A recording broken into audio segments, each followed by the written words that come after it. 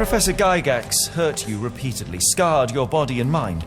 You are not protecting Hell's Door. You are simply afraid of the consequences were I to enter. I could tap your teeth out with a hammer until you choked on the blood and bits. It's time to put on our detective caps, folks, because today we are reviewing Sherlock Holmes the Awakened. But Joe, why are you reviewing a game from 2008, you might ask? Not so fast. Elementary, my dear friends. This is a complete reimagining, and the developers really mean that. Seriously, I looked up some of the original, which, full transparency, I never played, and yes, indeed, this is radically different in almost every way. Holmes and Watson are on the case, or cases, in this 12 to 15 hour adventure that will have you exploring 8 different globetrotting chapters which take you everywhere from the rainy, seedy streets of London to sun-soaked New Orleans, gathering clues, calling people out, and cracking cases as the good detective does. What newcomers might not be expecting is the supernatural element, as yes, Sherlock Holmes the Awakened does delve a bit into the dark side of Eldritch lore, which honestly was one of the coolest parts of the entire story arc. It's a shame that the supernatural elements often take a backseat to long scenes of boring expedition, clue gathering, and monotonous tasks that really kill the pacing and squander some outstanding voice performances. I like the relationship between Holmes and Watson at times in this game, and there are some legitimate surprises here or there in the writing, but the poor pacing drags down the overall plot, which is a massive shame. As for the gameplay, there's a lot going on here. I would argue a bit too much. As Holmes, and sometimes Watson, you'll be prodding about environments, gathering clues, which often means clunking about pretty much every single room you're in, scanning it for interactive points which aren't always the easiest to spot, and then jotting information down into a notebook. Some crime scenes involve reconstruction and ordering, while other times you'll need to zoom in on very specific objects when your cursor lights up yellow. These scenes in particular are infuriating, as it's often very easy to miss a hotspot, and you might end up dragging the cursor all the way up and down the damn screen like a dum-dum in hopes of locking onto the smallest of trigger spots. But that's not all. You'll also sometimes need to go into your menu, pin certain clues that you've collected, otherwise folks in a given environment won't give you proper information. And then you have this weird branching system where you select the appropriate evidence and try to piece it all together.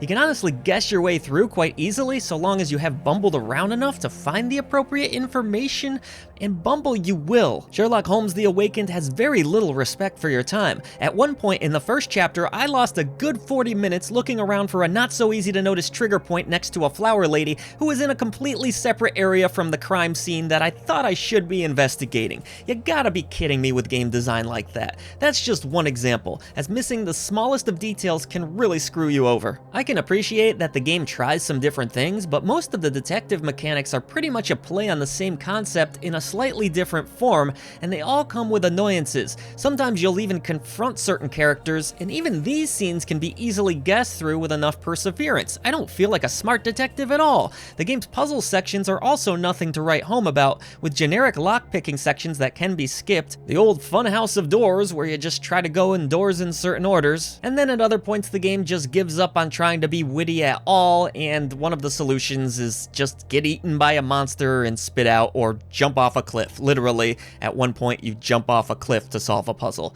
These puzzles will have you using your Batman-esque detective vision sometimes, but again, because things are often so difficult to spot in this game, more often than not, it just feels like a bad version of Where's Waldo, only Waldo isn't here. Instead, you're trying to spot nails or cranks or little dots of blood. It's frustrating, to say the least. Visually, I think the game looks pretty nice at times, and while it's obvious this isn't a big-budget production, each environment feels fairly well represented and lived in. Lighting effects are reasonably well implemented. Character models look quite good outside of some stiff facial animations, and overall performance on the PC was fairly solid, mostly holding at 60 FPS with my 2070 Super.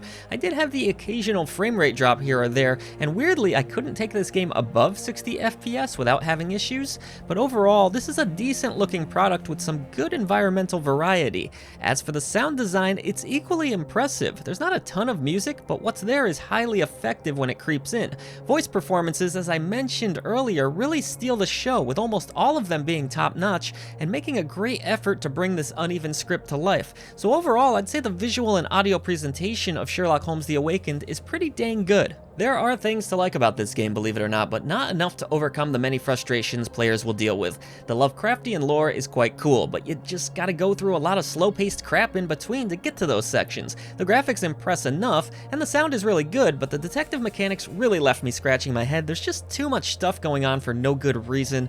In the end, it's just not all that fun to play, and much time was wasted on the silliest of things. If you're craving a Sherlock Holmes adventure, better games certainly exist, ones that won't leave you annoyed. Frogwares has a great deal of talent, and my understanding is that this game wasn't made under the easiest of circumstances, so hopefully next time they can put it all together and crack the code to make a better paced game with mechanics and systems that don't feel like a chore. Garden has an interesting lock. Yes, I have uncommon locks on every door of my mansion. It makes them harder to pick. Kimmy here and I both had a set of keys. I'll need to borrow them. No, you'll need to do what I tell you to do. Examine the garden.